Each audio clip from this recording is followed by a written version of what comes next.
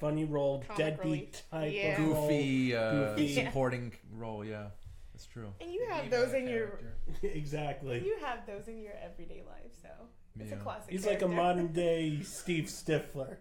Okay, I can see that, but not as athletic. No. Or at all. Yeah. Yeah, he's got a very interesting look. He's got a very weird style about him. He needs his own starring role, like his own vehicle, his own movie. Yeah, he's Well, usually his breakout supporting. was really the Mindy Project, right? Was it? I think it was. I think that's because he was on Mad TV. That's where I know. Oh, is that where he from. started? I know him from Mad TV, and then I believe he was on the Mindy Project pretty much the entire time, and that was kind of his breakout role where people were like, "Oh, this guy can do things other than sketch comedy," and that's sort of I think opened the door for him. But yeah, I could see him being nominated for like an Academy Award one day as like that character in a very heavy position because the ability that he was able to just go from like impatient, just tired of John Cena and Leslie Mann to just pouring his heart out, and the fact that the two of them heard none of what he said, he's just beautiful in the way that it kept the storyline going. They just sort of ignored him the entire time. Yeah, and like he was just want to get a drink? Poor guy. But he's got range. No, I could. I mean, if Melissa McCarthy can get an Oscar nomination, I think pretty much anyone can. I don't know about anyone. Well, definitely Ike Barinholtz. Because she definitely has a lot of range. Like she can do serious roles. She can do funny roles. Like, but she was nominated for Bridesmaids. Doesn't like Melissa McCarthy. I know, right? Maybe that was a little harsh. You're a McCarthyist. Yeah.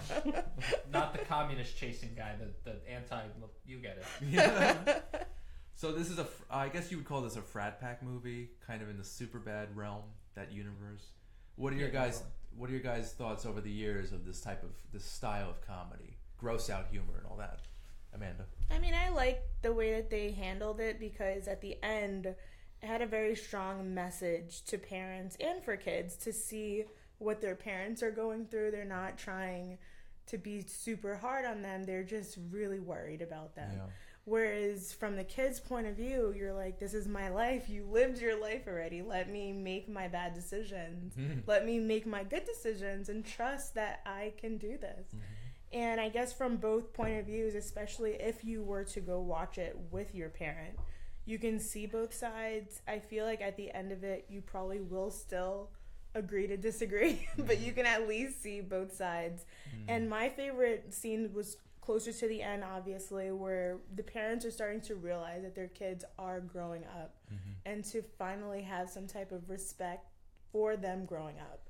So I feel like it is a good movie for parents and kids to watch. But for a funny aspect, it was super funny. It had so many funny areas. I know. Like, no spoilers given away, but they had so many different scenes that was hilarious. Like, laugh out loud. Well, I think it's been used in the trailers with the butt bong, the beer bong. I don't even think that was my favorite funny scene. I think that's the most outrageous. That's I can't even give it away. But my favorite. That's exactly how I envision John Cena handling it. I really do. There's so many funny scenes. This wasn't John Cena acting. This was John Cena being himself. Yeah, he does that regularly. Uncomfortable with the situation. Yeah. Put him in that kind of challenge with The Rock, and let's see what happens with that. Yeah. And I feel like so much of it was improv with their dialogue, because a lot of things where they would make fun of him, he was like, "This is a normal man's haircut." Like, I feel like so many people have made fun of him with the way he dresses, the way he looks. It goes back to like being, and Matt, you'll be able to see what I mean with this, but not to harp on the wrestling aspect of it. You're going out there every week. If you're doing live television with WWE every week, you're going out there live and you have to just roll with anything that happens. So it allows you to sort of work on the fly and sort of give that improvisational feel, whether it's written or not. And that's, it's just amazing that John Cena can do that and, still make good. I've only seen him maybe in like one movie. I haven't seen his other stuff. This is probably the first John Cena movie I've seen, but I have to say I was impressed by what he was doing. Yeah, it was interesting to watch him as a father, because he is 40. So he could. I could envision him being a father like that. Yeah. I mean, as far as for what I know on John Cena and for what I've seen in his reality show, that he doesn't want children, but to see him acting like this as a father, I don't know what he could be thinking. Yeah. Well, that's real acting Kind of backs up the whole maybe he shouldn't reproduce type thing. He doesn't want kids, and that's how he's going to treat his daughter. Where it's kind of just like not that having your kid involved in sports all the time is bad, but if he's going to be that sort of overprotective, like I felt like if anybody's parent was my parent in that movie, it would have been John Cena, which on one side is pretty cool, but on the other side is not, because we all have that one parent that was like super overprotective, and you were like, just let me breathe. Like, I want to make a sandwich. Why are you hanging over me? Like, that was my dad for me. So, like, I related more to John Cena's character, where you just didn't really understand what was going on and just knew that he didn't like whatever was happening, and that everyone made fun of his haircut. Because I make fun of my dad's haircut. He's had the same haircut since he was born in 1954. But it was a great movie to me. I really liked the sort of young aspect to it and the parents. And it really did cover a lot of topics. Mm-hmm. The gender role thing with John Cena's wife just getting into that out of nowhere felt like to me. It was like, whoa. Yeah, that was random. Oh my God. and then Gary Cole's character and his wife. Yeah, that we're leading into spoiler territory now with that. But there's a scene with Gary Cole and his wife in a very it's a sexually charged situation. Oh yeah. I know I've been on the show before. Randy stops me. Yeah. I know what scenes you've been talking about. Yeah. Kind of. But I just like. It's oh interesting. My God. It's interesting. Very interesting. And it's weird too. Those are some of the funnier scenes. Though. Like, I'm assuming, was Gary Cole that expensive that they didn't have enough screen time for him for that 3 minutes? Because this is Mr. Brady, Mr. Lumbergh from Office Space. They gave him such a small role. I'm pretty sure when the DVD comes out, there's going to be tons of deleted scenes with more footage. With more footage. Or sometimes with these things, like there's friends, like they could do favors for if they know people. Yeah, that's can you be in my movie for a little bit? Like they'll just do a little bit of scenes. Because Gary Cole was in Pineapple Express, which is also I think it was the same producers. And you have Seth Rogen, who is so you never know. Like maybe it was supposed to be small because they were like, "Can you do this for me?" That's true. It would be cool to have you in my movie. Yeah, so you see that a lot sometimes when they use smaller roles for bigger actors. Right. So it's like, hey, you're coming by. Hey, how you doing? Hey, yeah. you want to shoot in this one? Yeah. You have a minute? Just come on set. Yeah. Sometimes it's like that, which is cool for their movie. Yeah. But then people are wanting more. So. So, guys, we touched on it a little bit. The wrestlers turn actors. What do you think of athletes becoming actors? More specifically, comedic actors. It depends on what you did prior. It really does. Athletes, like anybody? Yeah. Well, let's use wrestlers for this example. I'll be using wrestlers for this, but I'll also be throwing in another athlete. I'm going to talk about Shaquille O'Neal. Oh wow! Did not expect that. Okay. Now, there's one thing when I was in the preview of Blockers, actually, there's this new basketball movie coming out. Where they're all Uncle Drew, yes. That's going to be coming out. Oh, gosh. They're most of them are basketball athletes, and Shaquille O'Neal is one. There's old guys that are going to be signing up for a basketball tournament. Okay. And they still got it. Yeah, it's basically like if you took street ball and mixed it with Metamucil. You get Kyrie Irving has this character. He has a nickname. He's a basketball player for the Boston Celtics now. His nickname is Uncle Drew. And he's done commercials, I believe, for Foot Locker or something like that, where he's dressed up as an older gentleman named Uncle Drew, who goes out on the court and challenges young kids to basketball games and then just runs circles around them. And that's more or less what the premise of this movie is, I think. So it's an older generation basketball player, kind of reclaim his glory days. Yeah, they basically take some young, current players and some older players like a Shaq or people like that, dress them up to make them look older than they are, and they enter a basketball tournament or something like that. Huh. But what's the point though? Just to feel money? Okay, yeah, probably. Yeah, and it's really fun to watch. Odd. It's fun to watch dressed up as old people basketball players be not old basketball players. Wasn't there a scene in Cocoon where they have the older generation has a basketball match with the younger kids? No, Cocoon 2. The only cocoons I know of are the ones caterpillars live in. Oh, okay. not the Ron Howard sci-fi comedy from the 80s. Sorry. Okay. But to answer your question about wrestlers becoming actors, Well, athletes becoming actors, it depends on what they've done and what their personality is like. Yeah. But there's some athletes that you watch and you're like, I could see him doing something. He's got personality, the way he talks to reporters, the way he answers questions. And there's some of them that are just like, he gave me a pitch to hit and I took advantage of it. And are we done yet? Yeah. And, it's like there's nothing there. Yeah. Right. Like he can hit a ball really far. That's why he's here. That's it. Right. No personality. He doesn't do that. He's working in a warehouse somewhere and you don't know who he is. But with, wrestlers are effectively actors that throw themselves around on a piece of plywood for a living. It's basically what they are. Yeah. They're portraying a character and they're working to get themselves into a point where the fans they're endearing to the fans. And I mean that's a major oversimplification of what they do, but that's what it is to a degree. It's portraying a character and it's being something that is either an extension of your personality or is the opposite of your personality. And when you're done doing that, you have to figure out something else to do. And if you look, you've had The Rock is probably the most famous one. John Cena, Edge, Christian, Stone Cold Steve Austin. Stone Cold to a lesser degree because he didn't really seem to like remembering lines. Which is true. Like he said I've read stuff where he said that's one of the major reasons why he doesn't do acting as much. Did he have any lines in Expendables? I believe he did. Or just grunting. He's done other stuff. He's done other stuff where he was a solo guy too. And some in Adam Sandler films. He was in Grown Ups 2. And Yard. The Longest Yard. Even The Great Khali was in. Great Khali was The Longest Yard. I'm glad you're back on the team. Now I don't have to stab you. My favorite Great Khali line from The Longest Yard that nobody seemed to get. Who else? Five major ones, right? Who was the governor of Minnesota? Jesse Ventura. Yeah, he was a wrestler, right? Yes, he was. He was. He retired because of blood clots. Oh wow. I'm even gonna throw this now. He was in some very bad movies And some very good ones. and some very Predator. Well, maybe just one. The first Predator. Hulk Hogan. No. Wayne Ventura. Oh, Jesse Ventura was in Predator? Yeah. Oh, Oh wow. I He's totally one of the knew soldiers.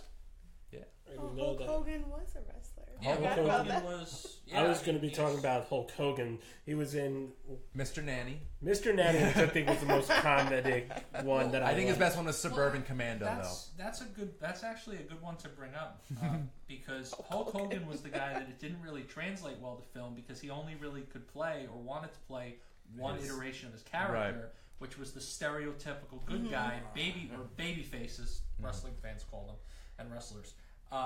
Where he was always the good guy, he was always the hero. There wasn't a ton of depth to what he did. Where I haven't seen every Rock movie, but when he played Maui in Moana, that wasn't necessarily a entirely nice character where he was the good guy the whole film. He was kind of conniving and trying to take advantage of Moana to a degree. So it's about being able to transition, do different things, but. Wrestlers being actors is a no-brainer. Once you get to a point where you're up there in years or there's some sort of injury, you could have make money career. somewhere. Yeah. And it also has to deal with their popularity from the ring. Yeah. You see Edge, who's mostly TV episodes made for TV movies. Yeah. He does Vikings now. Vikings. And we see The Rock, who was really popular, and you see him in... he's done some Disney films. The Tooth Fairy. He's recovered, though. Well, The Rock walked away at 32.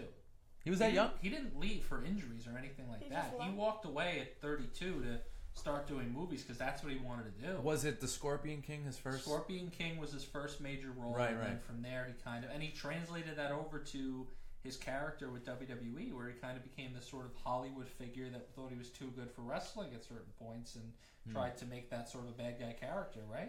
And but it also at that point, what he did, like, wrestling is in like a career, there's like so much that you can do, and once you reach that entire peak, like we can see for John Cena, I can see why, he's there part-time, but he's doing a lot more things outside of it now. There's not much more that he can do in the WWE as a performer. So that's why he's transitioned to doing more. He's even hosting reality shows, The Gauntlet. and doing all these other film projects. He's got like right now, Rampage is #1 at the box office, right? Rampage, it just came out. Yeah. He just had Jumanji, and now he's got this other movie, Skyscraper, which is, I think it's so many movies. like a remake of Die Hard, which is blasphemy. But he's like all over. What? Yeah, I think from the trailer, it is like a loose remake. I think, yeah. Wait, who's gonna be doing that? Like The Rock. The Rock is basically John McClane. But like one of the reasons why what made Die Hard great was like Bruce Willis wasn't like this huge jack dude. Yeah. He's like regular regular Rock's average defense, Joe. though, in The Rock's defense, those movie premises work. For him. Well, for him, and I think also if you think how many of those type of movies are made every year. It's true. Too many. Well, exactly, because San Andreas, people will go see them. One of the worst movies I've ever seen. Right, and people will go But see. I it mean, I made enjoyed money. San Andreas just because of all the puns I could make with what was going on. It made so much money. It's so bad. Those people go watch those movies. It's because sad. They can sit down, shove popcorn in their face. That's it. And there you go. We're done. 2 hours later. Hey, I ate all the popcorn. It's I now entertaining. have high blood pressure, Yeah. and I can go home. This is great. So. It's It was just a good, shame. entertaining 2 hours. You learn nothing. But it's just mindless entertainment after Yes, mindless yeah. entertainment. That's what people. I mean, you live such stressful lives. Sometimes people want that mindless entertainment. I know, but it doesn't benefit you. You don't want to sit down and learn something. It's It just benefits you in the fact that you don't have anything else to do and it kills 2 hours. and it's You sensory de-stressed your overload. life. You've never done something just because it kills time and you can do something else when you're done with it. I literally do it 4 out of 5 nights of my week. Yeah.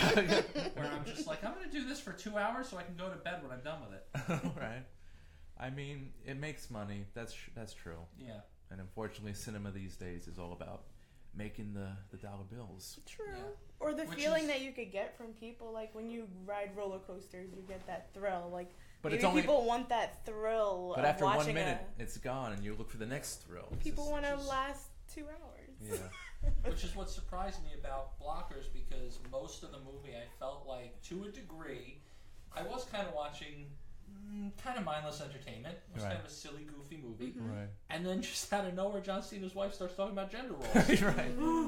and Ike Barinholtz has that come to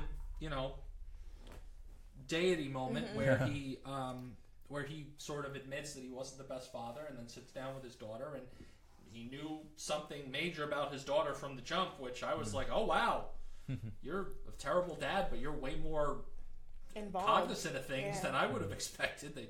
Based on what you said, see, I'm not spoiling. No. Yeah. But it was fun in that regard because then it was like, oh, you know what? That's very true. Why do we care so much if they're all? If they were all sons, would we care? That's a good point. It's true. That's a good point. But that's always been the age-old question. Absolutely. Especially with this generation. Yeah, and it's so dumb. So this film, it does touch on gender roles. Because all of them were daughters. Yeah. So they Yeah. made that on purpose. If they would have thrown a boy in there, I think it would have been interesting, more interesting. They wouldn't have followed him around. They did have a boy in there with one of the boyfriends, and you saw the difference of the relationship. It was 100% different. That's true. Absolutely. So this film touches on gender and Definitely. technology and different generations. And back to what you just said with the parents, like it shows you that you don't have to be there to be present. Like you can know things about somebody just based on how strong your relationship is, how much you care. So it shows you ideas of single parenting, divorced parents. Like it showed different types of parents where you have 2-parent households, single parent households, divorced parents. Like it showed all different types Very of parents. different family dynamics. And how it doesn't matter what your dynamic is, it all depends on how much you actually care about your kids, how much you can respect them as transitioning to adult children and no longer children. Interesting. I actually can see a sequel coming out of this. I could too. Blockers 2. The next. No, Blockers 2. College. Parents, The Yeah, 'cause college they're going years. to kids college trying to stop now. the parents From having with from just for revenge. Yeah, that's That a would good be idea. hilarious. That's great. They're probably writing it right now. Blockers, Either that the or- anniversary edition. I could see that. Either that or with the college. Either one would be Yeah. hilarious. Yeah. Nice. Blockers. Blockers 2. Campus check. Chaperones. All right, let's segue into our next movie. Kind of a different movie, different topics involved. different style, that's for sure. Wes Anderson's Isle of Dogs. I'm a huge Wes Anderson fan. I don't know about you guys, but what did you think of this movie? Well, you've got, so basically it's 20 years into the future, and there's they call it garbage. It's like a garbage island where they exile all these dogs because they want to have cats reign supreme. You could just say Staten Island and just be It's in Staten Island, Wes Anderson's version. The main character's name is Tony. Yeah. So basically, all the dogs in the city in Japan are exiled to this trash island, and this young boy, he's a young pilot. He flies over the island in search of his dog, and basically, it's a weird, quirky adventure where the young 12-year-old is trying to find his dog and get back home. Also, they have brain damage, but is somehow able to function. Slightly, yeah. He's got some head injuries there. He's got a piece of helicopter He does. in his head. They don't focus on that. Nobody is like, everyone's just like, yeah, he can still function. It's fine. Blood squirt out and nothing happens. It's not touching his brain. It's kissing. It's right. It's gently caressing his Listen, if memory. we could have the current political party as it is right now, we can have that. You know? Yeah, it's It's feasible. true. This is very true. And basically, so this film, it's not your typical Wes Anderson film because it is stop motion animation. He did this a few years ago with the fantastic Mr. Fox. But yeah, I thought this was great. Amanda, thoughts on this?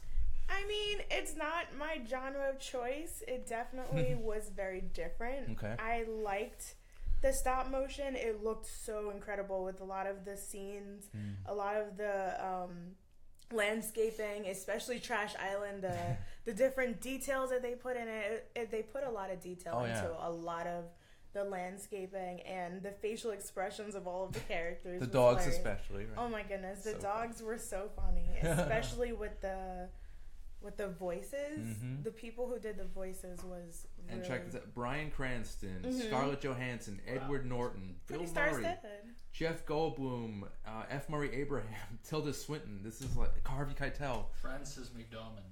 Yeah. This is And so even true. Yoko Right. Ono. It's so true. Yeah, Liev Schreiber, Can't even believe Courtney V. Vance, Ken Watanabe. it. So many. Yeah, this is... How much was that budget? It was all voice acting. That's why Yeah. they did stop motion. Exactly. They went to But is stop AC motion Moore and just not? bought Play-Doh. Well, all of them had like maybe a couple minutes of Is voice stop time. motion not that expensive? It looks so I have no expensive. idea. I don't know how It it's... just felt like an opportunity for. I think it would take years. It takes... build. Yeah, no, it's like... It's a Looks crazy so process. Yeah, it's absolutely insane. Yeah. It's like you got to have a guy who's really patient. Or a team of... Are you want to work on a project for like 7 days in a row? Basically, yeah. To just do 5 minutes. And this movie was an hour and 40-something minutes. I can't even believe that. That's crazy how long this must have taken them. Oh God, that's yeah. Right? Yeah, you get because are you familiar with Parks and Recreation at all? Sure. So there's the episode where Ben he has no job and he decides to make Dunshire. yeah. Not because of Dunshire, but he's like, oh, I'm gonna work on my stop motion yeah. animation. Yes. And it's like to REM, and it's the first 15 seconds. He's like, I was working on that for a month. Exactly. Second.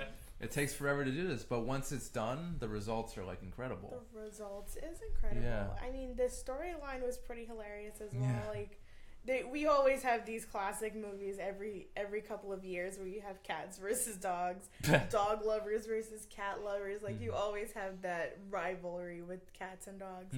So I thought that was pretty funny with both of the sides feuding and trying to figure out. Well, this was more the dogs they versus love. the humans. It's true. And where the cats are already reigning supreme. Yeah. Yep, that's so true. And Matt, you're a dog owner. Oh yes. I when I saw this, like, it was a little bit. I was a little bit sad. Well, even like I might be spoiled. Like even for the first scene, leaving the dog in the cage on that island. I'm like, are you serious? Are you serious? Yeah. Trash Why? island. No, I would not stand for that. I would not stand for that. I know. Listen, and you were there Would you sit with for me. it? Would you sit for it? No. Not even. It's like absolutely not. Yeah. And even this, like, and you were there with me last night. Yes. After we saw the film, we Yep. saw that I just wanted to get home Oh. to see my dog. Yeah. And I was like, here, my dog Chewy. Chewy. After Chewbacca. He was very thrilled to see you come back. Oh, Walked yes. around the rest of the night, cradling her in his arms. You know, he was like, Yeah. he was like waiting right by the door, jumping, and I just got, I will never leave you. When I was just like, my wife and I will just give him lots of love. We would never, and we were even talking like, even if we were like, a law passes like, oh, we're gonna be taking your dogs away. Bye bye. I'm moving to another state. Yeah, or country. Nick, You can't take my dog away. no. Nick, what are your thoughts on Isle of Dogs? I have a few takeaways from it. Yes. First off, how did it take anybody this long to realize, and I'm talking about Breaking Bad time, how did it take somebody that long to realize how good of an actor Bryan Cranston is? Oh my God. Oh God. How? That's what I've been asking, I though. want a PowerPoint presentation with 50 slides. We've got the explaining screen to right me here. why it Steve, took him patch so up long. that PowerPoint, please. I can do it. Yeah. Took him that long. It makes no sense to me Well, that this guy is what? He's like 60. He's in his right? early Yeah, 60s he's now. been fighting his Breaking whole Bad career. was like within the last 10 years. So in his 50s, he gets this role. Finally. It makes no sense to me. that it Prior took to somebody Breaking that Bad, long. it was Seinfeld as Tim Watley, the Malcolm dentist. in the Middle. And Malcolm in the Did Middle for was a the dad. long I time. love Malcolm in the Malcolm in the Middle. Middle, he But did he for a was- long time. And nothing against those roles, but it just makes no sense to me that he's having this like career renaissance Yeah. where he's doing movies like which I've never seen them, but movies like Trumbo and stuff like that, where he has these really thick, meaty Yeah. roles of drama. He was Lyndon Johnson. yeah, like where he can just go and be different iterations of Heisenberg effectively. You know? need Like, to like. Oh my God! You need to Amazing. listen to his autobiography on Audible. Don't even read the book. Just listen to him. It's all done by him, and he talks about his life and how he got to that point. And Nice. it's amazing. He was wanted by the FBI for like a solid week. What? Yeah, because him and his brother used to travel cross country on motorcycles, and what they would do is they would go to a place and they would stop, and then they would work somewhere like a diner, and then they worked at this diner and they took off and left, and it happened that the diner owner died, and like he was like killed, but like, he's murdered, and they're like, has there been any shady people driving through here? And they're like, well, there's these two guys. Bikers. there's Brian So, Cranston. like, You got Heisenberg working the grill. Yeah, but he did work on Power Rangers. He was on the X Files. Zordon. Oh, yeah. Even in the movie, and all then he over did the like a place. voice of a monster in the All Power the Rangers. monsters. He was a good Zordon, yeah. Yeah, he did all the voices for all the monsters, and that's why they called the Blue Ranger with the last name of Cranston as an ode to him. Nice. And Yeah. so there's that. There's also, I saw Moonrise Kingdom a few years ago. Nice. And I after seeing Isle of Dogs, I've come to this conclusion. I don't get Wes Anderson. Uh-huh. I just don't get him. Well, he's in his own world. He is, really and is. I'm not there, which I guess is why I don't get him. But He really is. it was an interesting movie, and I liked the setup of it, and I liked the characters, and I liked everything about it. But I also felt like if I had spent more than $7 on the ticket, I would have been a little annoyed. Yeah. Are you talking about Moonrise or Isle? No, Isle of Dogs, Isle, because I okay. watched Moonrise, I believe, on demand, so that was like $3. Okay. But I just don't understand him. It just felt like I liked the fact that everything was broken up into parts that I enjoyed. Yeah. And I love the stop motion aspect of it, because you have this ability with stop motion to make everybody look different and just markedly different while all being in the same place. Yeah. You know, like Tracy compared to Mayor Kobayashi, for example. And I like the aspect of nobody was speaking English. There was literally a translator there, Yeah. and every character that was Japanese was speaking Japanese. I thought that was awesome. That was good. Genuine. With no subtitles, they were With no just talking. subtitles, Right. they just would talk, and either Frances Just McDormand gonna was there, assume what they're saying. or she wasn't. And I liked that about the movie. I really did. It's like, why am I going to watch a movie where they're in Japan and they're all Japanese, but they all somehow speak English, and some of them and some of them are British? Right. You know, because that's what I do with a lot of movies. The only one who spoke English out of the humans, I think, was the foreign exchange student. Yeah. And the translator. Yeah. That's- Which that makes sense. I like that part, but it was just like I felt like I walked in and walked out knowing the same amount about the movie. All right. You know, like it kind of just felt like, okay, so a kid like if I watched the trailer, I feel like I could have come in and talked about it. Yeah. Okay. Interesting. You know, and I'm really not trying to like poop all over Wes Anderson. No. It's just I don't get him, and I just like felt like when I walked down, it's like, okay, this is a movie about a kid who crashes his plane looking for his dog, and at the end of the movie, I was like, okay, I still know all that. Yeah. But now I know Jeff Goldblum's character hears all these rumors on an island of trash. So did you hear about? That where it's like, where are you getting this information? I know. Dogs talk, I listen. Right. Like, exactly. And that was one of my favorite parts. When they called him on it, they were like, "How do you hear all these rumors?" Did you hear the rumor? I just hear words. I don't know. Can we also like just recognize the fact that Jeff Goldblum's going through like an acting renaissance again? He's all over the place again, and I love it because I need more Jeff Goldblum in everything now. Yeah. Like after Jurassic Park and The Lost World, he didn't have much. No. He had that Eddie Murphy movie, Soul Man. Yeah. And just a few other. But then I think with Life Aquatic with Steve Zissou, another Wes Anderson great movie.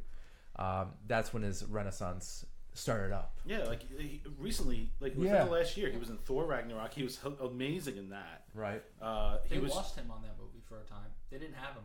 Really? He walked away at one point, and they were like I think it was either he almost walked away, or they lost him for like a day, and then he was just like, all right, fine, I'll do it, or something. Oh, okay. It was crazy. It was something that's along those very lines where they like almost didn't have him for the movie and had pretty much written the character for him. That's very Jeff Goldblum like though. Yeah. He plays like a small character in The Amazing Life of Kimmy Schmidt or something like that. The Kimmy Schmidt show on Netflix. He also did a small role in The League. Yeah. Interesting. Yeah, he plays Nick Kroll's father in that, and he's just been like doing all these little roles, random like side jobs. It's amazing. Pay the bills type jobs. I think when you make movies of the caliber of a Jurassic Park or a Lost World and stuff like that, I feel like for a period you can kind of just pick and choose what you do. Yeah. Because you can pretty much live off the royalties, because that movie's always going to get shown on TV. Right. People are always going to buy those DVDs. There's always going to be on demand. He's got to have a cut and all of that stuff. So, I know, and it is to a degree a career renaissance, but I also feel like it's calculated. Like, I almost feel like he was either the checks were getting smaller and smaller, what I'm thinking.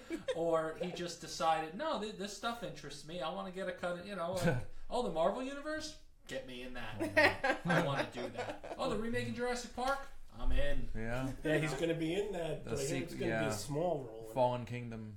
Yeah, that wouldn't shock me. Like, he could be on screen for like 5 or 10 minutes and just defend everything. If they could reunite Goldblum, Sam Neill, and Laura Dern, I think that'd be incredible. Oh yeah. Are the three of them going to be in the works across the table? Yeah. Yes. Because I've heard like they just signed for another Jurassic World sequel after that. It already was in the news even before the film came out.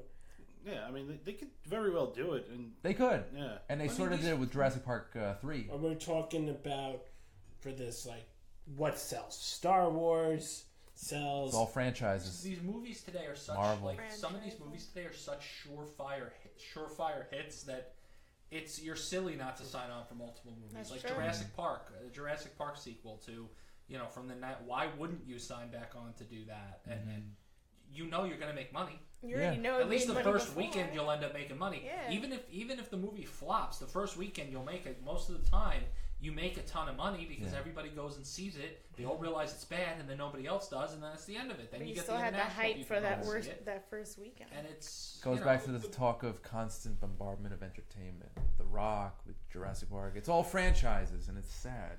No, you're absolutely right, and now you see that with TV too. Nothing's original. That's Nothing is original. But what they think is like, okay, let's take these movies out for like a few years. Let's wait for the hype. Get seen, people are going to appreciate it more.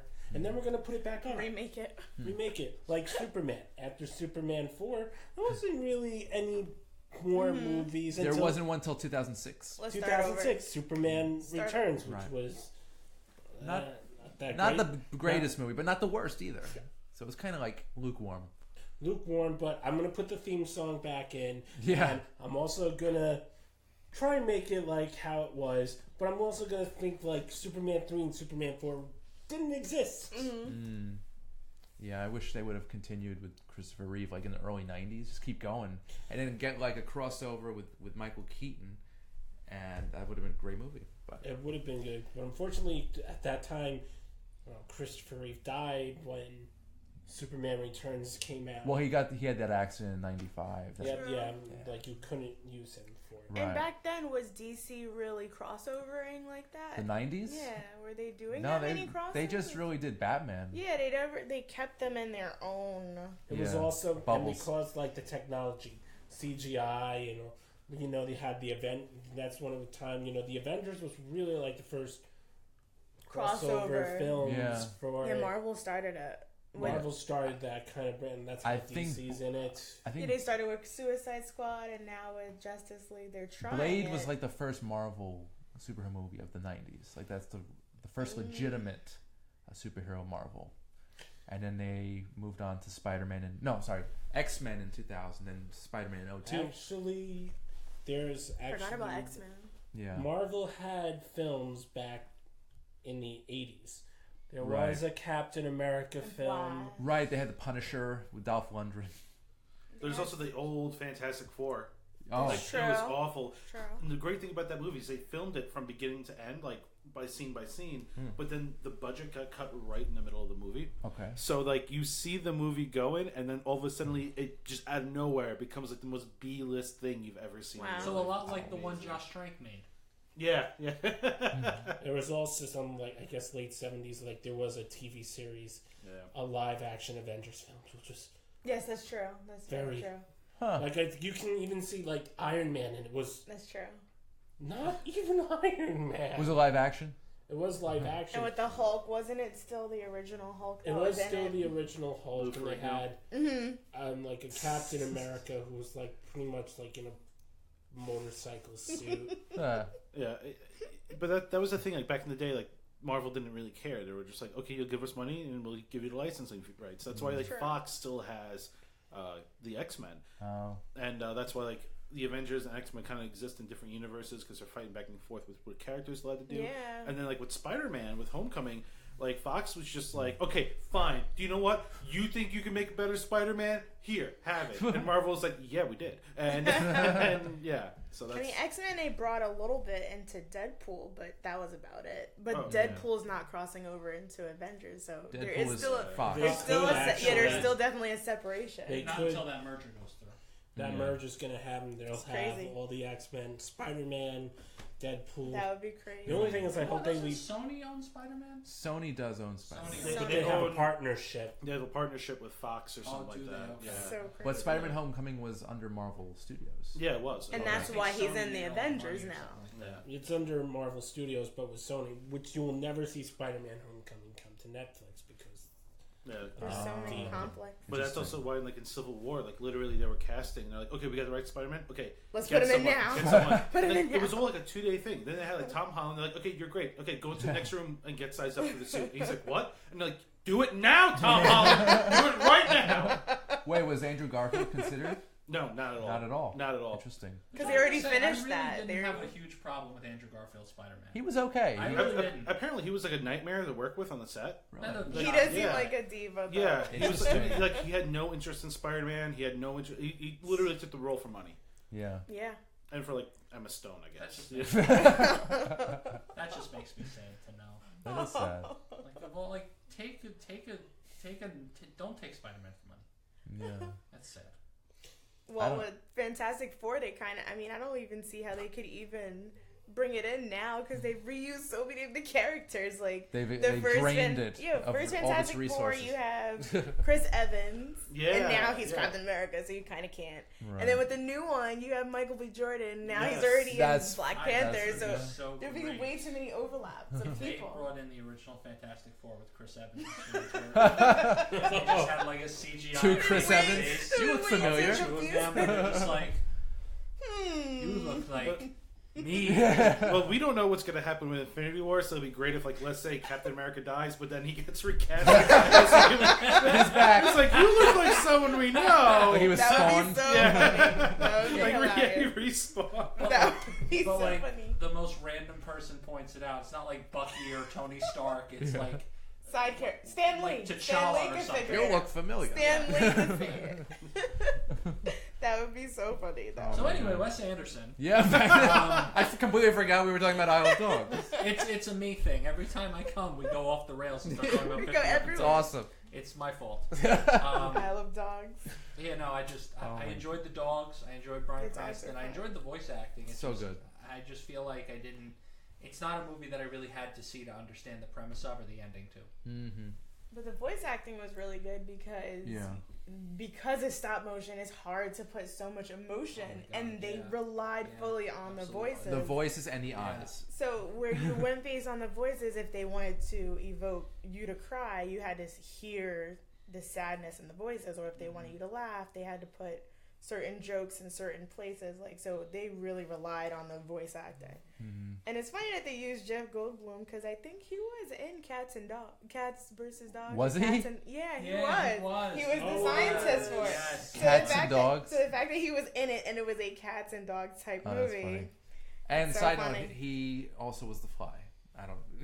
Just side note. So Jeff Goldblum has a thing with playing Animals. He does. Yes. And yeah, dinosaurs. He and- likes that. I was when I being went out, shirtless. when I went out, he was didn't just have straight up that. naked. He was just straight up naked in The Fly. Oh The no, the scene in Jurassic Park where Oh, he's just oh. lying there, Oh, God. shirtless, Yeah. wounded. They Which made, is they made a pop figurine Of that Yeah. scene. of that. Yeah, I'm Why like, do I It's not own that? actually the hot item, and it's Yeah. only at Target. But the problem is that it's not in any Target store. no, you can't Under the find it. Radar is not sponsored by Target. No, it's not. Wait a minute, but pops are usually just standing upright. It's a hat. Yeah. How would they have him like that though? Oh, because they can do whatever they want now. That's why. They have every Things that property. you can do Yeah. with vinyl. Yeah. Yeah, Let like me tell you. that's just a line that's just amazing to me because like Funko. everyone's just like, okay, well let's make like figures of everyone. And Anything. what bothers me is that like they'll be like, okay, well here's Star-Lord. Okay, Yeah. cool. Now what we're gonna do? We gotta put out another Star-Lord. How about Star-Lord with a helmet? Yeah. And it's just like, Yes. it's the same Then with a figure with a mask. helmet. Let's Yeah, do Lawn gun. Star-Lord Yeah. wearing his shirt from Guardians 2. yeah. And Yeah. it's just like And let's put this as a chase so that people want it because it's going to be worth a lot more money. Yeah. it's like they print money, They make man. Funko That's- Pops of the royal family. They make Like Harry. dude. There's like Funko The Pops Queen of like England Gilmore has a Girls. corgi pop with Gilmore her, Girls. with her Pop. the thing. You guys get it. They have That's pops for the disturbing. Beatles. Yes, everything. definitely. They have pops for the Ghostbusters. They'll have pops of Definitely. us soon. They have Oh. pops of their own No, character. we there's- can make ourselves as pops. Yeah, that's what I was just about to you can say. order it. As I Get it scream ordered. into the microphone. We Nice. can literally make ourselves Funko Pops. We could. Yeah. Is that a thing though? Is that like a website we could just Yeah, it's a Yeah, thing. like 3D printing? And It's we were probably- just talking about it's yesterday probably getting 30 the or 40 David bucks to do, Pumpkins yeah. pop David- with the Yeah. skeleton I'm getting those. beatboxers. Definitely getting those. So tune into our next episode where we all are pops. Yes. 3 That pops on a couch. One here. Still- Yeah, I love it. stop motion. It's gonna take 8 hours to make for 5 minutes. Right. Less. We all are just using our Funkos as puppets. Yes. And mine sounds like this. So back to Isle of Dogs. Amanda, are you a big Wes Anderson fan? I could never get into any of his movies. No. Like I just recently rewatched Royal Tenenbaums. Oh my God, yes. And looking at this movie, like it was the dialogue was classic. Like Yeah. you have that, like he waits, like certain dialogues where he would say something that's meant to have some type of emotion, and they'd say it and then just stop. Like they'll wait for you to That's Wes Anderson. like have an emotion. It's like an offbeat. And that part I think is what I don't like. Oh, So like okay. especially like one particular line from the movie from Isle of Dogs where she was like, "Oh well, he's a 12-year-old boy. Dogs like those." Uh-huh. And then she just walks away. Right. So like no one said anything after. No one chuckled. That abrupt leaving. So it was like, were you supposed to chuckle? Were we supposed to laugh at that? I wasn't sure. I was like, should I laugh? I think So, Wes like, so Anderson was many- just laughing his head off during that. Exactly. Like, So it's I all feel for like him. He Like, says it like he has people say certain character dialogue Mm-hmm. lines that you're supposed to feel a certain way, but I'm not sure how I'm supposed to feel.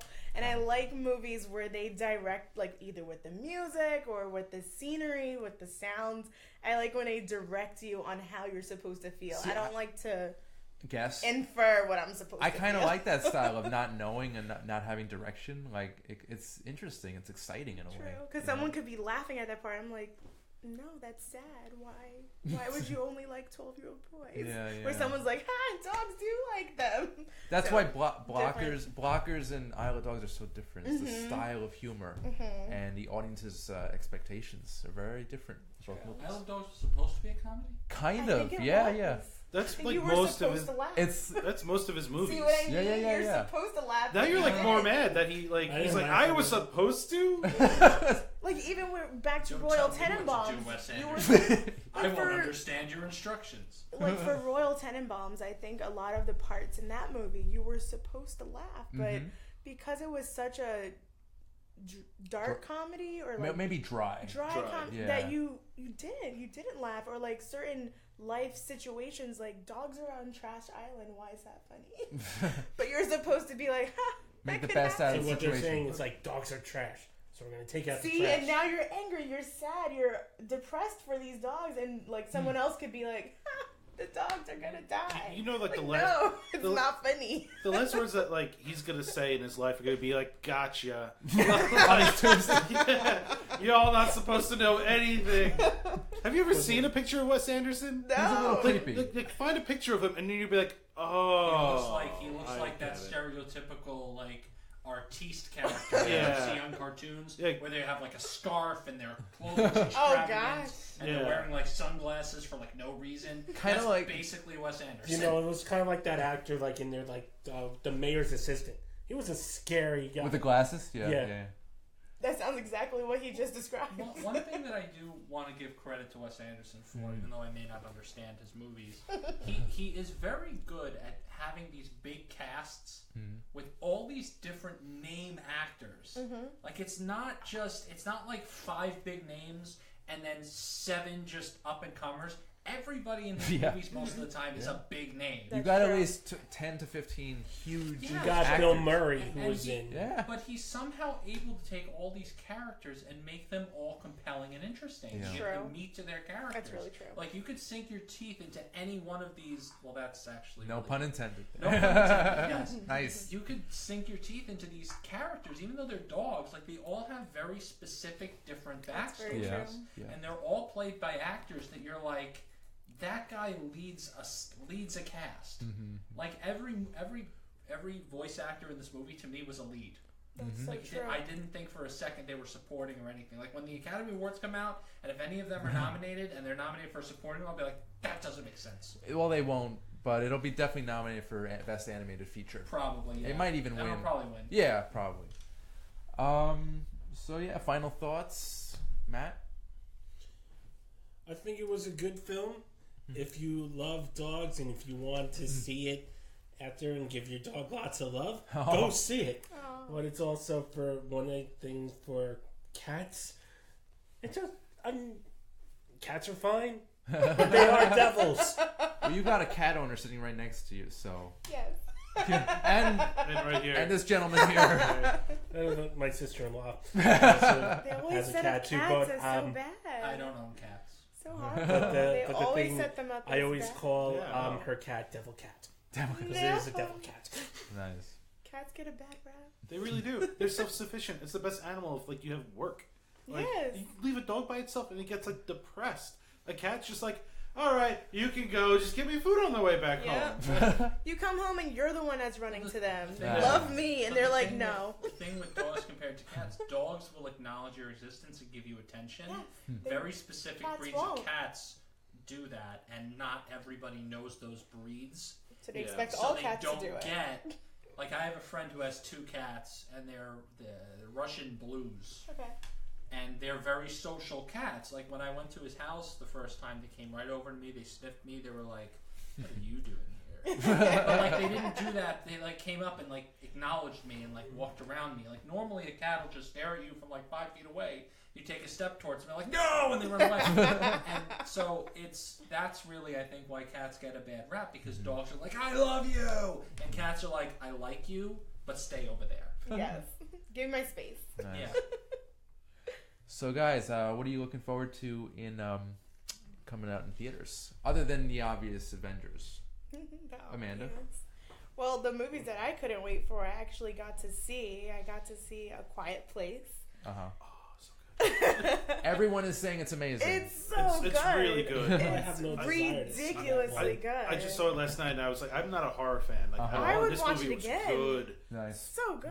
All right. Also, I love the fact that, like, for once, I had a quiet movie theater for the most part. Nice. So, Because like, for every moment, if someone made the smallest sound, you could hear it. So now they feel self-conscious. Like, and there's a lot of attention to detail. Like, if you're an attention buff and like you really like You have to stuff pay like that, attention. it's really good. Like, Okay. there's one part where like the girl and one of the main actresses, one of the daughters, she's deaf in real Right, life. Millicent Yeah. Simmons. So like, there's a part where she puts her implant on, and only it's on her left ear, and all you hear is the sound, but it's only coming from the left Wow. side speakers. Like, Wow. it's Yeah. crazy. you love have it. to pay attention. That's awesome. Because they give a lot of detail, especially for the deaf community, how they would interact in real life. What they hear, what they don't hear, what you see, what they miss. Okay. So it shows a lot for the deaf community. I feel like it was a really good movie overall. And Because- Krasinski was just great. Like, everything was just so good. Like, they had so much in one movie. Like, it wasn't just a classic horror film or a classic science fiction film.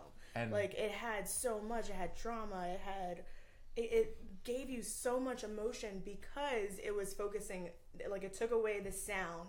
So now you have to feel everything just by looking or just by feeling. Like, they made you feel. so John Krasinski, he's not his office self. No, He's more like 100% kind of a not. macho family Which man. I liked because Yeah. you see him as one role and he was 100% opposite. Cool. Yeah. And he directed, he wrote, he produced. Like, this Yeah, was he's good. his movie, and it was great seeing him with his wife in it. Like, the two of them, they had such a chemistry that even if you didn't know they were together in real life, you could see that chemistry that they didn't even try. Like, you felt the love between them, which Nice. was even better. So I really liked it. Cool. And then I also saw Truth or Dare, which was your classic horror slasher film. And Why it was, not? It was good. I liked it. It Friday was the funny. It was like a Final Destination, like with a bunch of people, and then they all get killed off one Those by could be one. fun. Those are fun. I remember when we saw Had it. some twists. Was it like Happy Death Day? That was just a comedy to me. That was a comedy. This one was a little bit different because it was so many more That characters. baby mask in that movie was terrifying. You know how many people I didn't wanted even to see get the that for movie. Halloween? I saw the preview. I didn't even see the movie. I saw the preview. I was like, baby Nope, mask? nope. Nope. Yeah. Nope. Nick Ma- needs a sleeping pill. So those are two really good movies that I'm Okay. excited about. Matt, what are you looking forward to? Well, obviously, I mean, we talked about it before. Jurassic World: Fallen Kingdom. Okay. I'm a big Jurassic Park fan. I do. I I know. know. And Incredibles 2. Yes. Oh, yes. Why did it take them Yes. 14 years to make the sequel? I don't Because know. movies. Yeah. And it's animation. They make Those take what forever. 3 or 4 Cars movies, but no sequel to The Incredibles. It just And it's taken them almost 10 years for another Toy Story sequel to come out. That's going to be in do they really 2000. need? Haven't they just I said doubt- all they could? I think how they ended it in Toy Story 3 was the right thing to do. That was a beautiful ending. That was a They wanna perfect bring it ending to a back for the trilogy. next generation. It's like Finding Dory with Finding Nemo. They're like, the next generation needs to see this. Nick, what are you looking forward to? Nothing. No. You know, when I went to see Blockers, they did a preview for that new Amy Schumer movie, I Feel Pretty. Uh-huh. Oh, That's I yeah. don't know if I really am going to see it, Uh-huh. but it does interest me. Okay. Yes. That Slight she design. hurts her. She gets like basically a brain damaged Soul Cycle, which I imagine everybody that does Soul Cycle is. Was that the bike? That's Yeah. Like, hits her head on the bike, and then all of a sudden wakes up and has all this confidence. You know, Wow. the whole like narrative around Amy Schumer physically to me is so dumb because she's just an average-looking woman, and for some reason that's I something think that's that what we they're need to point using, out in though. society. Yeah, they're using It's that. so dumb to me. I might go out and see that just to watch Amy Schumer be stupid since I've never seen one of her movies. She was good in She was Trainwreck. great in Trainwreck. That I do have to see. That I'm looking forward to when I eventually see it. Yeah. I'm looking forward to probably just Infinity War. Okay. I can't really think of anything else. Yeah. Oh, That's. Solo, a Star Wars Oh yeah. story. When's that Oh coming yeah, out? Solo. Matt? May Memorial Day. 25th. Okay, that Yeah. I'm interested in that. Even though it's not Harrison Ford, I'm curious what the actor's going to do with the role. Just over a month from now. Yeah, I feel pretty.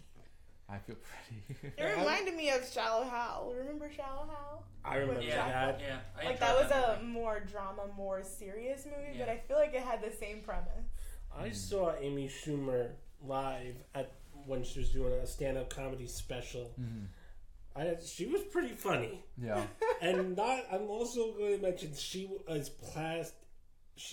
hammered when she was doing. You told me that. Yeah. When she was doing her comedy. Imagine if she's hammered on set and that's why she's funny for like all of her movies. I wouldn't. That's just her. That's her real life persona, I guess. Just being drunk all the Yeah, time. because that was her in Trainwreck. She was always drunk. Oh, so maybe that's what this is her niche. It is.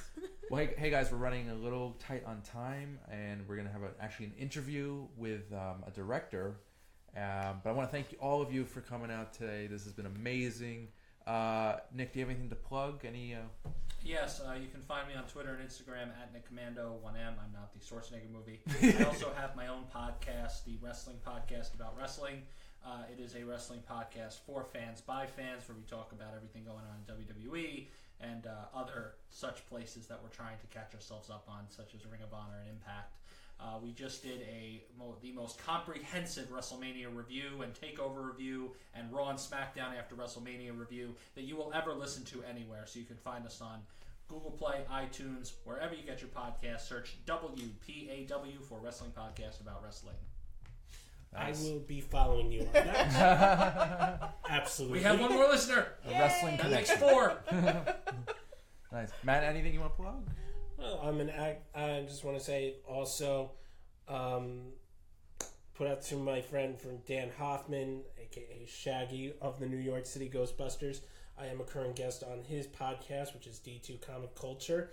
I do plan on being on his show. And yes, Dan, if you're watching, you must kneel before Zod. Yes. Amanda, anything you want to plug? Any websites? Not anything right now. Not right now? No. Okay, just being awesome in general. Yes. That's good. Cool. Well, guys, thank you so much. This has been great. I hope to have all of you on again real soon. Thank you for having us. Sure, anytime. Thank you for having us. Thank you so much. This has been great. All right, guys, so we're going to have our interview, my interview, with filmmaker Fritz Böhm of the new supernatural horror film Wildling. Here it is. The film was really cool, really interesting. Tell me, how did the project originally come about?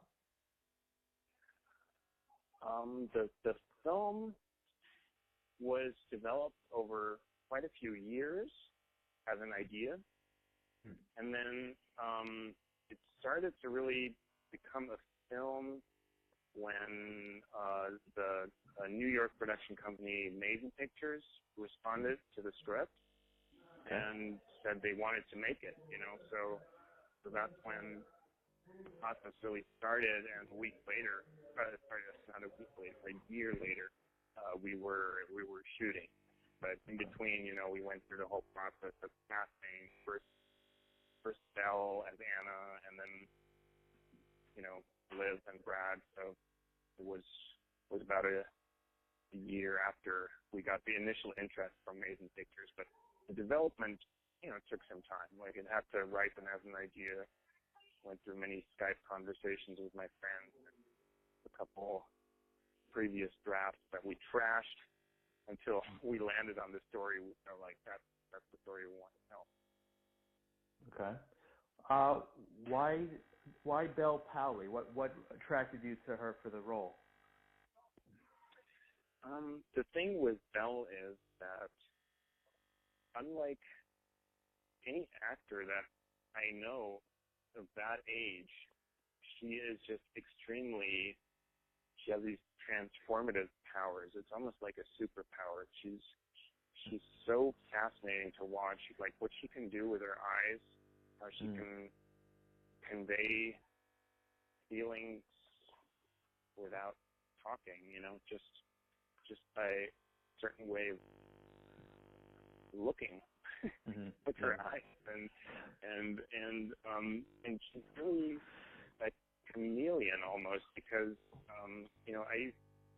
I first heard of her through my producers who had seen The Diary of a Teenage Girl, and then saw the movie and thought, oh yeah, that's a fantastic performance. But it wasn't until I met her in person that I realized how much she had transformed for that role, because the role in Diary was nothing like the way she was in real life. So that gave me an idea of how much she can transform, and I knew for this particular movie, we needed that. We needed someone who can do that and who can pull off basically a transformation from little girl to mature animal. It's quite a lot to ask for from a young actress, but she embraced it 100%. She was a trooper, and she was totally up to the challenge. So nice. That was great. Were any other actresses considered for the role? No, actually not. I mean, Wow. that was very early on. I researched tons of actresses. I went through almost every actress who is in that age range, and it was actually quite frustrating until I discovered Belle. But she was the first where I had sat down for a really serious conversation. Where the others, I didn't even meet anyone else. It was really the first casting meeting I had in the movie. So thanks to my producers, they really have quite amazing instincts. They're great producers. Nice. What was it like working with Brad Dourif? Very similar, great pleasure. He's done so many movies. I mean, he's done hundreds of them, or at least over 100. And he is extremely professional. So when he does something, he does it. He faces the character, and he is that character all day long. Arrives on set as the character, drives home as the character, and Brad is a man of very few words, and he's kind of shy, but once he's in the character, he lives through that, like he really makes that his own, and I have him to thank to infuse this very strange, toxic father figure of Daddy with a lot of deeper layers that he somehow fished out of his subconscious or however he does it. I mean that's just the magic of it. So it was really fun to work with him. Nice. Were there any challenges you guys faced on set? Yeah, tons. I mean, I always say there's always the challenge of money and time, especially when you're doing an indie film that is pretty ambitious and has a lot of moving pieces. We had all the commonly known time suckers in our movie, like shooting scenes on water, shooting with animals such as deer and dogs, shooting with children, and then having that huge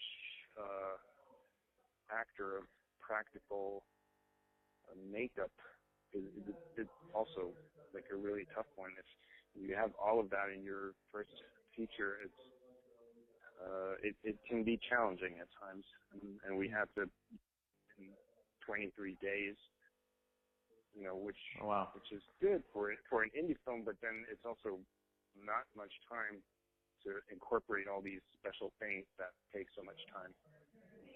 So it was a race. Really, in the schedule. Well, it seems like you pulled it off quite beautifully, might I say. Well, thank you. Yeah, I appreciate that. I tried my best. Yeah. Really, So, are you a big horror buff? My best. I think I'm a big movie buff in general. Not limited to one genre. I don't even think that much genres. I love good character stories, whatever genre they might be, and And of course, I've seen a lot of genre movies. I also love fairy tales. I always wanted to create my own creature and, you know, make a movie from the perspective of the creature. That was always a wish. So, you know, whatever's out there that triggers the imagination and might have a little fantasy element in it, that's all up my alley. So, what would you say? No matter what genre. I'm curious. What would some of your favorite movies of all time be?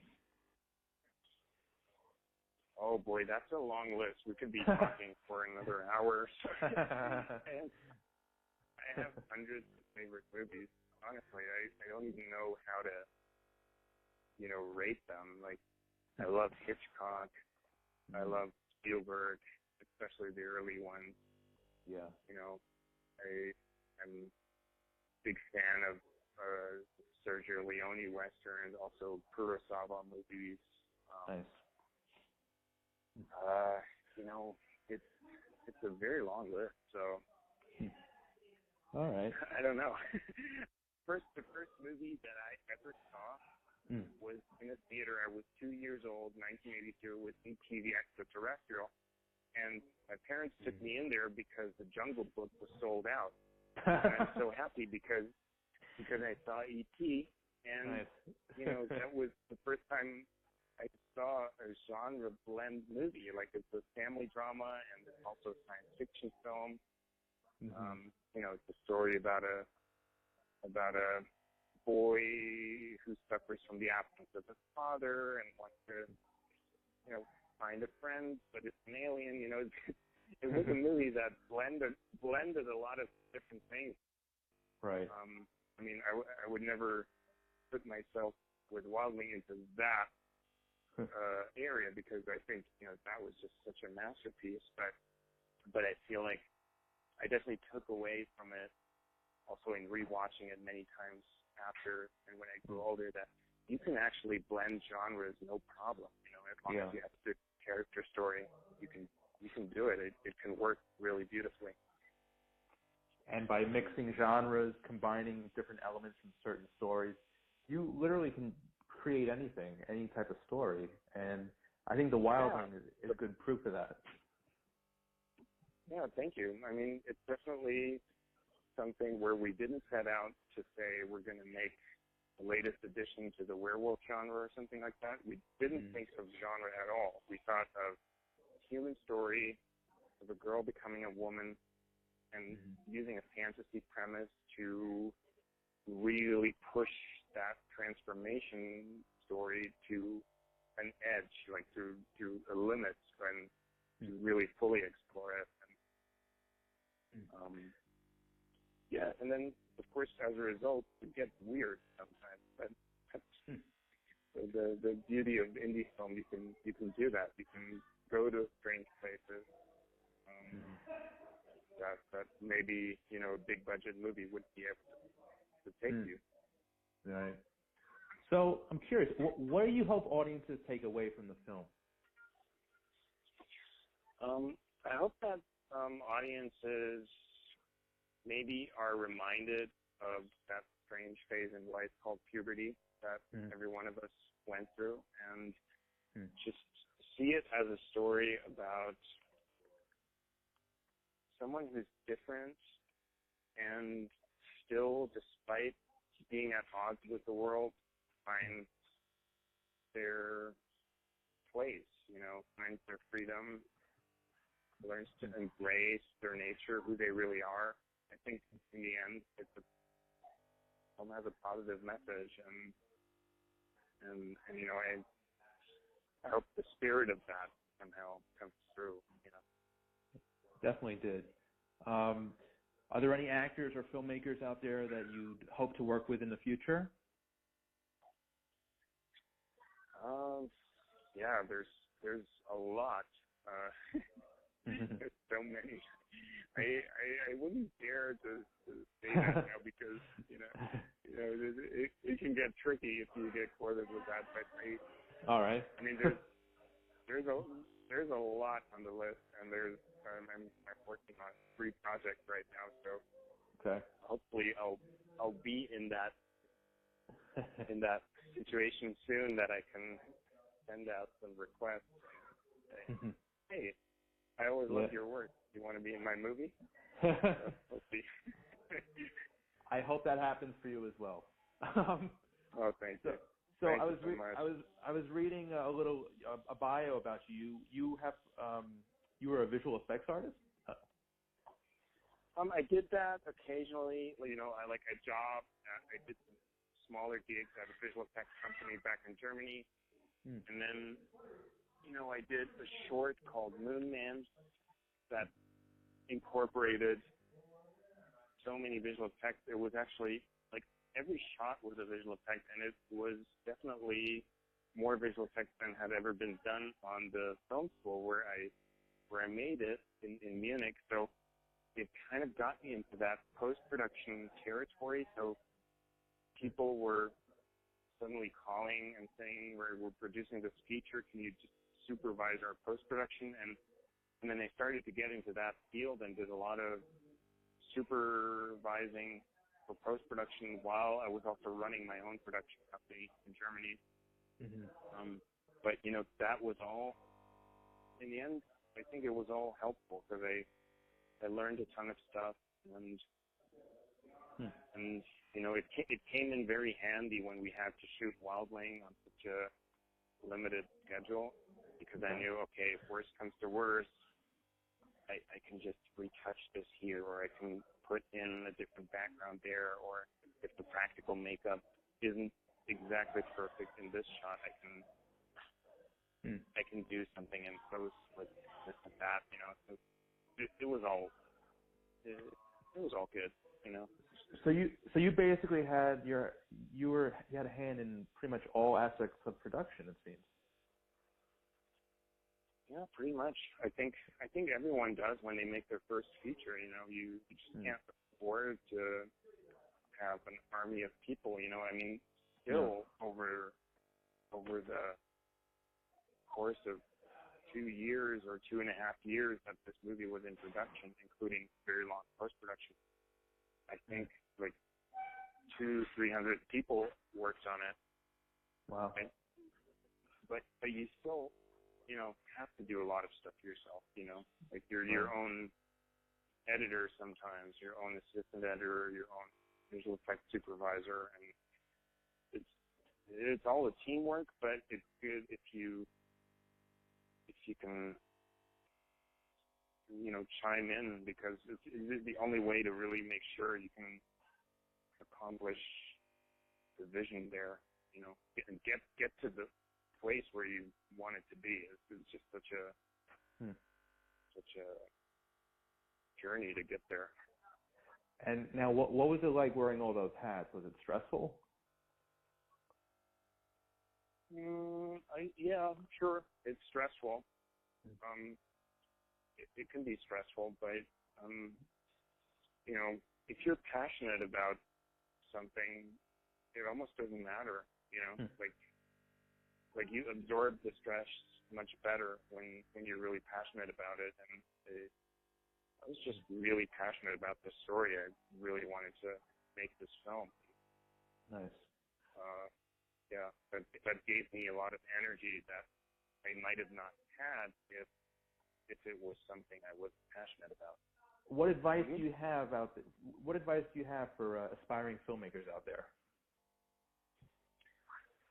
I don't know. I think, you know, everyone has their own way of doing things. I would just say, you know, don't give up. Find a story you're really passionate about, and if you're a writer, then try to find the character story, because it's your guide in everything. You know, it's your guide for the whole script. It's your guide for how to shoot it, how it should look. Yeah, go looking for great characters. Yeah. Nice. Awesome. Well, Fritz, thank you so much for your time today. Thank you. Yeah, if you're ever in Long Island, New York, we have our studio over there. I'd love to have you actually on the show, have an in-person interview. And I want to thank you so much for your time. Oh, awesome. We'll take a note because maybe we could do that. That'd be great. Cool. All right, Fritz. Cool. Thank you so much. I'm Randy Unger. Thank you. This has been Under the Radar. Thanks for listening, guys.